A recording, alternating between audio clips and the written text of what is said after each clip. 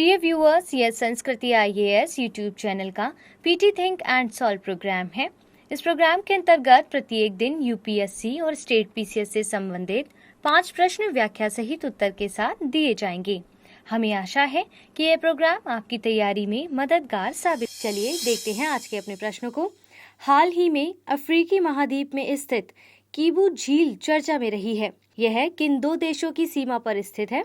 Kenya और Uganda, Congo प्रजातांत्रिक गणराज्य और रवांडा, तंजानिया और वरुंडी, इथोपिया और केन्या।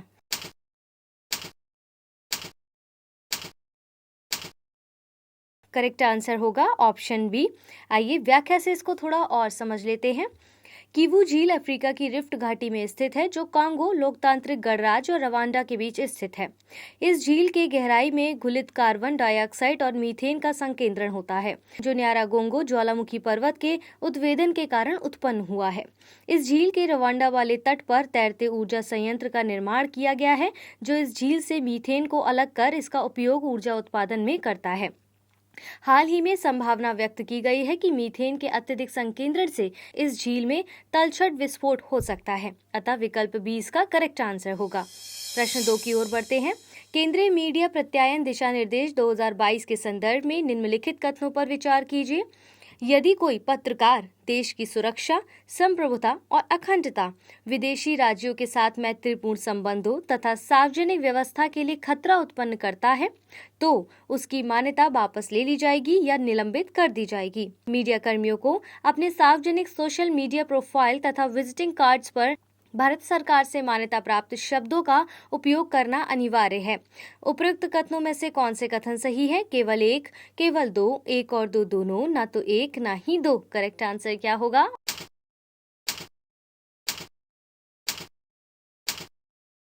Option A. व्याख्या को देखिए। केंद्र सरकार ने केंद्रीय मीडिया प्रत्यायन दिशा निर्देश 2022 जारी किया है।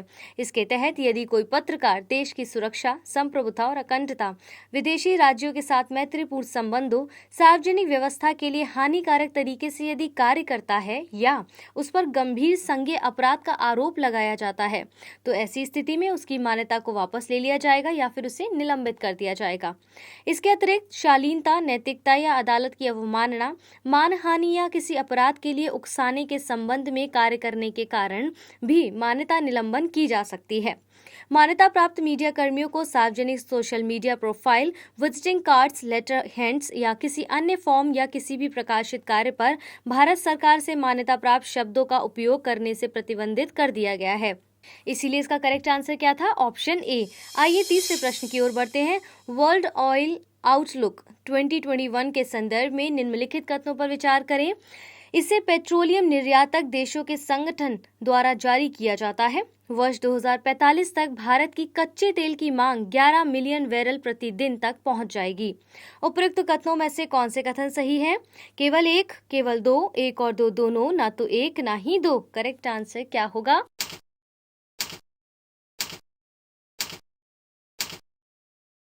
Option A.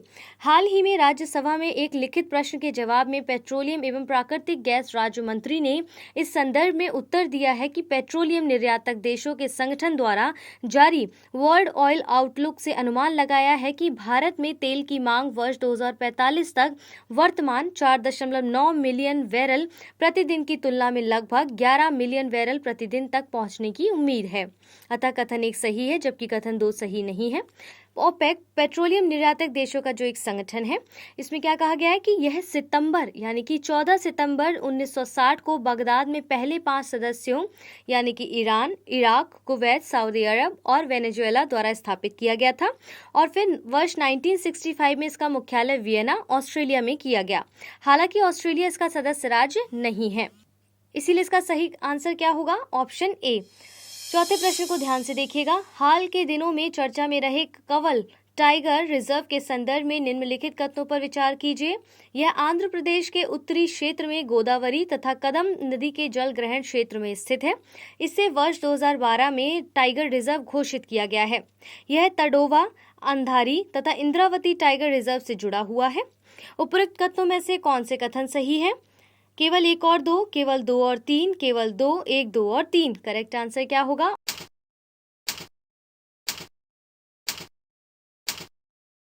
Option B.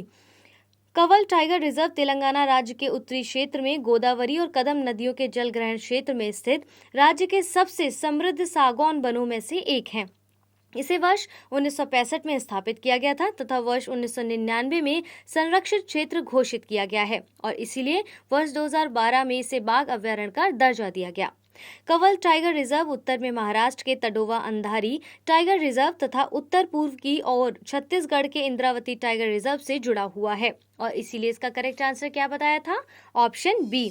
आइए अंतिम प्रश्न को अब देख लेते हैं। प्रतिष्ठित Laureus world breakthrough of the year के लिए लॉरियस वर्ल्ड स्पोर्ट्स अवार्ड खेल जगत में उत्कृष्ट प्रदर्शन करने वाले व्यक्तियों या टीमों को प्रदान किया जाने वाला वार्षिक पुरस्कार है।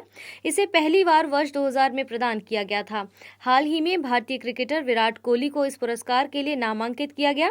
उपरोक्त कथनों में से कौन से कथन सही है? केवल दो और तीन, केवल एक और दो, एक, दो और तीन। करेक्ट आंसर क्या होगा?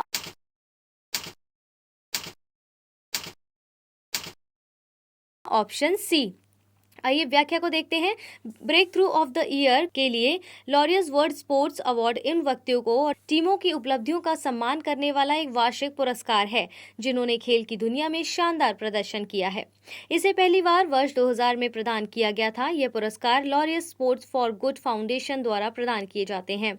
इस पुरस्कार को खेल का ऑस्कर भी कहा जाता है और हाल ही में भारत के ओलंपिक स्वर्ण पदक विजेता भाला फेंक खिलाड़ी नीरज चोपड़ा को प्रतिष्ठित Laureus world breakthrough of the year पुरस्कार से नामांकित किया गया है और इसीलिए इसका करेक्ट आंसर क्या बताया था? ऑप्शन सी।